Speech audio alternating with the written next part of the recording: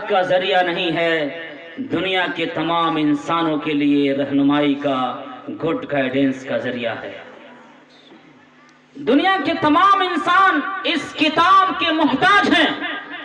ये किताब एक ऐसी किताब है जो दुनिया के तमाम इंसानों को बताती है, अगर आप कारोबारी हैं तो कारोबार आपको कैसे करना है, अगर आप वकील हैं तो आपको वकालत कैसे करनी है, अगर आप डॉक्टर हैं तो आपको इलाज और मुआवजे के काम कैसे अंजाम देना है, अगर आप दुनिया की कंपनी को ऑपरेट कर रहे हैं, इस कंपनी को कैसे चलाना है, उसमें मुलाजिमीन काम कर रहे हैं, उन मुलाजिमीन के साथ कैसे व्यवहार करना है, कैसे मामलात को अपनाना है। मर्द और औरत दुनिया में है तो उन दोनों के लिए हलाल का रास्ता कौन सा है, हराम का रास्ता कौन सा है। मर्द भी अजनबी है, औरत भी अजनबी है, दोनों के अंदर रब्बुल आलमीन ने डिजायर और ख्वाहिशात को रखा है।